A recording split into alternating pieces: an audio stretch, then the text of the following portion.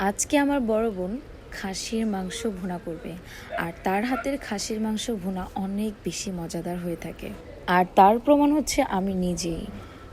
এরপর ফার্স্টই হচ্ছে আমি পেঁয়াজ কুচি করে দিয়েছি, দেন হচ্ছে সয়াবিন তেল এবং মশলা, গরম মশলা সব পরিমাণ মতো দিয়ে ভালোভাবে নাড়াচাড়া দিয়ে নিচ্ছে। দেন পরিমাণ মতো লবণ।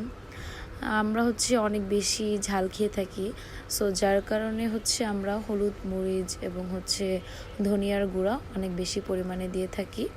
আর মূলত হচ্ছে আজকে খাসির মাংসটা রান্না করছি।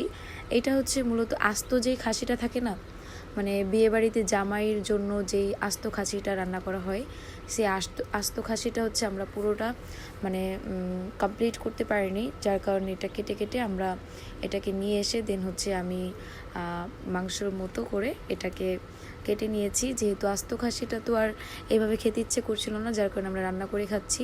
আর পরিমাণ মতো হলুদ মরিচ এবং ধনিয়ার গুঁড়া, দেন হচ্ছে জিরার গুঁড়া দিয়ে দিচ্ছি। এবং আদা রসুন তো দিয়েছি, ফার্স্টেই দেখেছেন। তো এটা দিয়ে ভালোভাবে নাড়াচাড়া করে নিচ্ছি। আর মজার বিষয় হচ্ছে আমি সবসময় কাচ্চির সাথে মানে কাচ্চি খেয়েছি খাসির সাথে, কিন্তু এমনি রান্না খাসি আমি আগে হয়তো বা 2-1বার ট্রাই করে দেখেছিলাম, কিন্তু আমার কাছে কখনোই ভালো লাগেনি। কিন্তু আমার বড় বোন যখন এই খাসির মাংসটা ভুনা করে, তখন এটা এত বেশি খেতে টেস্টি লাগে, মানে আমার কাছে ওরকম একটা স্মেল লাগে না, ব্যাড স্মেলটা লাগে না খাসির। সো যার কারণে আমি আজকের এই খাসির মাংসটা অনেক তৃপ্তি করে খেয়েছি। তো খাসির মাংস রান্নাটা অলরেডি হয়ে গিয়েছে, একেবারে ভুনা ভুনা ভাজা ভাজা করে ফেলেছে খাসির মাংসটা, দেখতেই পাচ্ছেন।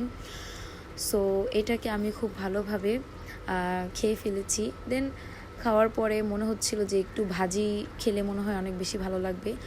সো যার কারণে আমার পাপায়া ভাজিটা খেতে ইচ্ছে করেছিল, যার কারণে রাতে আমি নিজ হাতে পাপায়া রান্না করছি। এটা আমি নিজেই রান্না করছি, যদিও পাপায়াটা খুব সুন্দর করে কুচি কুচি করে নিয়েছি। দেন তেলের সাথে কাঁচামরিচ পেঁয়াজ ভালোভাবে ভেজে নিচ্ছি। এবং আপুর থেকে শুনেছি যে অল্প পরিমাণে জাস্ট হলুদটা দিতে হয়, যেভাবে রান্না করতে হয় সেভাবেই রান্না করতে হয়।